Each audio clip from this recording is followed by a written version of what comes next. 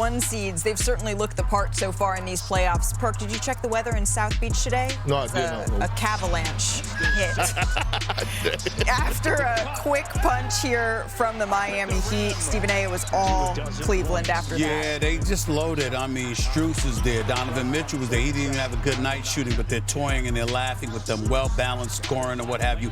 A superior team showed up today on the road and just let the Miami Heat know there's levels to this, and y'all just ain't on it right now. Not to mention DeAndre Hunter with 21 points off of the bench in this one. It's either out of him and Ty Jerome. I mean, that's why they got him, Malika, but that damn Evan Mobley on both ends of the floor, just something special. By the way, this was the largest playoff loss in Miami Heat history. But the Cavaliers, they drained 15 more three-pointers today, bringing their total to 55 for the series. That's tied with the 2021 Mavs, so the most through a team's first 3 games in postseason history. So that's in the East. Let's go to the 1 seed out West, because the Thunder, they struck down the Memphis Grizzlies here. SGA OKC Game 4. Remember, Ja Morant ruled out here with a hip injury, but it was SGA. He came out on a mission here. Stephen A. scoring from the mid-range, getting it at the rim, getting out in transition. 16 points, 7 of 7 from the field in the first quarter. Well, he went into his bag. 13 for 24 overall, 38 points.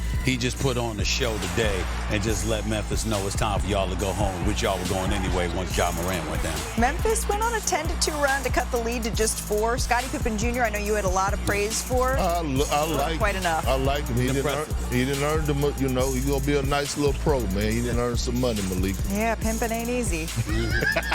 Here we go. The Grizzlies knocking down a 3. They gave them their best shot, but SGA in the closeout game on the road did exactly what he was supposed to do. 38 points in this one. He looked like the Iceman George Gervin right there, without the Figaro. And he's got a little peace sign saying peace out as they complete the series sweep here. Friends, let's take a look at today's money moment brought to you by Chime, because the Thunder, they were money all series. They swept the first round for the 2nd straight year and got this series started with an impactful win. 51 points in Game 1. That's the largest playoff win in franchise history, the largest victory in Game 1 of a series all time as well.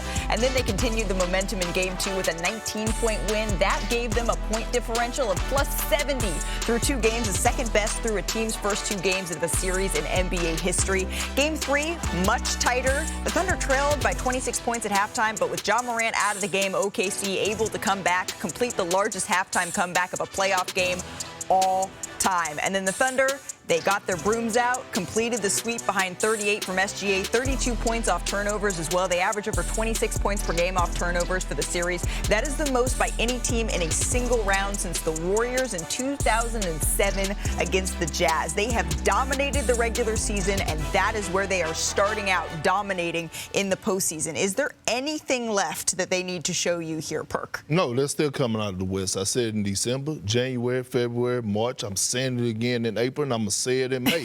They're going to the NBA Finals, and here's another thing. They actually have a legit chance of winning it all.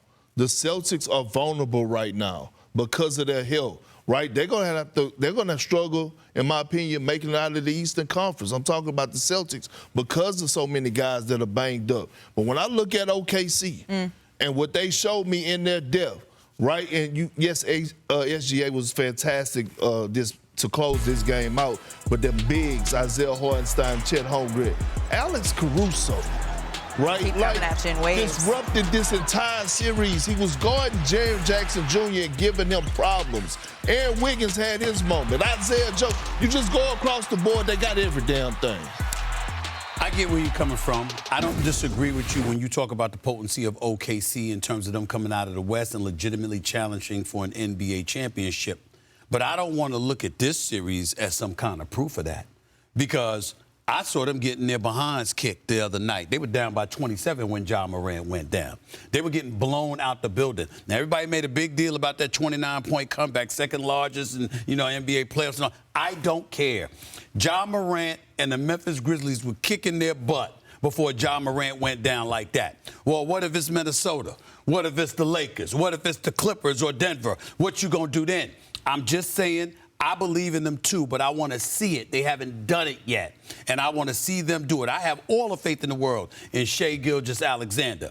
Everybody else can ball, but I need to see them do it when it counts. Well, they kind of have done it in every sort of way. They had to come back down big. They got up big. They had to defend it, win tight games. Even in this first-round series, they get to do all that. And now they get a little bit of rest here, Stephen A., while the Clippers and the Nuggets continue to beat up on each other because, at least where it stands right now, it looks like the series is going Well, sometimes when you're young, that works against you, when it disrupts your flow because you are flowing. So we got to pay attention to that, too. No, it ain't. Look, they was resting, and we saw what happened in Game 1 to the Memphis Grizzlies. That is they made history on them. Very true.